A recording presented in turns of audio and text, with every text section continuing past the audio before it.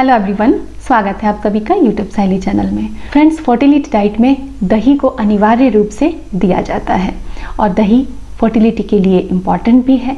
लेकिन एक और नाम है कर्ड या दही के साथ, जो कि है ग्रीक योगर्ट। तो फ्रेंड्स, आज के वीडियो में हम जानेंगे कि दही यानी कि कर्ड और ग्रीक योगर्ट किस तरह से डिफरेंट हैं, फर्टिलिटी के लिए दोनों में से कौन सा लेना चाहिए और इनको आप कब खा सकते हैं, कितनी मात्रा में खा सकते हैं और इनके आपको क्या लाभ मिलते हैं। जिन लोगों को दूध नहीं पचता, दूध पीने पे गैस बनती है, भारीपन होता है यानी कि लैक्टोज इंटॉलरेंस की प्रॉब्लम होती है, उनको सजेस्ट किया जाता है कि अपने नियमित रूप से लंच में दही का प्रयोग जरूर करें। लेकिन दही या ग्रीक योगर्ट कौन सा बेस्ट है?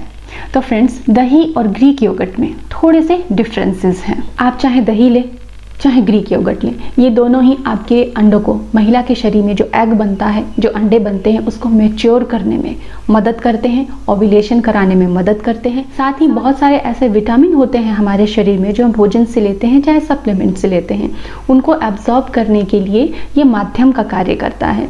तो दही अनिवार्य रूप से हमें अपने खाने में शामिल करना चाहिए अगर हम गर्भधारण की तैयारी कर रहे हैं, तो महिलाओं को भी और पुरुषों को भी। सबसे पहले जान लेते हैं कि दही और ग्रीक योगर्ट में डिफरेंस क्या है। फ्रेंड्स, दही और ग्रीक योगर्ट में सबसे पहला और मेन डिफरेंस है, दही के अंदर जनरली एक बैक्टीरिया का स्ट्रेन पाया जाता है जिसको लैक्टोबैसिलस कहते हैं, लेकिन ग्रीक योगर्ट के अंदर लैक्टोबैसिलस के साथ साथ स्ट्रेप्टोकोकस का भी स्ट्रेन पाया जाता है। तो इस तरह ग्रीक योगर्ट में दो टाइप के स्ट्रेन पाए जाते हैं बैक्टीरिया के। दूसरा डिफरेंस ये है कि ग्रीक योगर्ट में दही की तुलना में दोगुना प्रोटीन पाया जाता है। अगर आप समान मात्रा में दही और ग्रीक योगर्ट खाते हैं तो आपको ग्रीक योगर्ट से प्रोटीन डबल मिलेगा, लेकिन दही में ग्रीक योगर्ट से कुछ प्रतिशत ज्यादा मात्रा में कैल्शियम पाया जाता है। तीसरा प्रमुख डिफरेंस ये है कि ग्रीक योगर्ट दही की तुलना में थोड़ा थिक होता है और दही में पानी ज्यादा होता है। जब भी हम दही बनाते हैं घर में तो हम देखते हैं उसमें थोड़ा पानी आ जाता है जिसको वे बोला जाता है।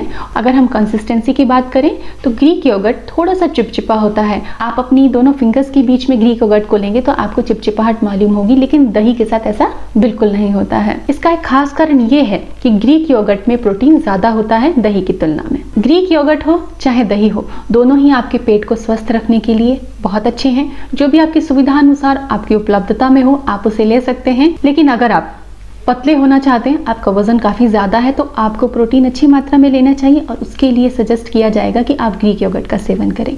लेकिन अगर आपका AMH कम है, आपको कैल्शियम और विटामिन D की ज्यादा जरूरत है, तो आपको दही का सेवन करना चाहिए। दही का सेवन हम हमेशा से करते आए, हमारे घर में अक्सर बनती है। लेकिन ग्रीक योगर्ट कैसे बनाया जाए? तो फ्रेंड्स, सुपरमार्केट से आपको अनफ्लेवर्ड इस तरह का ग्रीक योगर्ट परचेज करना चाहिए और इसको एक बार जब आप स्टार्टर की फॉर्म में यूज कर लेंगे, उसके बाद आप इसे डेली अपने घर में बना सकते हैं। ग्रीक योगर्ट काफी हल्का होता है पचने में, बहुत आसानी से पच जाता है। जिन लोगों को कभी कभार दही भारी महसूस होती है खाने के बाद में, वो ग्रीक योगर्ट का सेवन कर सकते हैं क्योंकि ये बहुत सरलता से डाइजेस्ट हो जाता है। खाने का समय क्या होना चाहिए? दही को हमेशा दिन के समय में खाना अच्छा माना जाता है, चाहे आप ब्रेकफास्ट में ले लीजिए चाहे आप लंच में ले लीजिए। लेकिन अगर आप इसके अलावा भी समय जानना चाहते हैं तो ब्रेकफास्ट और लंच के बीच के समय में आप दही के अंदर यानी कि ग्रीक योगर्ट के अंदर कुछ बेरीज या फिर कुछ नट्स चॉप करके ऐड करके उसको खा सकते हैं। ये आपके लिए बहुत अच्छा तरीका होगा और बहुत पोषण देने वाला तरीका होगा। तो फ्रेंड्स, आपके एग और स्पर्म की क्वालिटी बढ़ाने के साथ साथ, आपके वजन को नियंत्रित करने के साथ साथ, आपके हार्मोन्स को बैलेंस करने के साथ साथ दही के अनगिनत लाभ हैं। तो फ्रेंड्स, इसी तरह बने रहिएगा यूट्यूब साइली चैनल पे। Thanks for watching.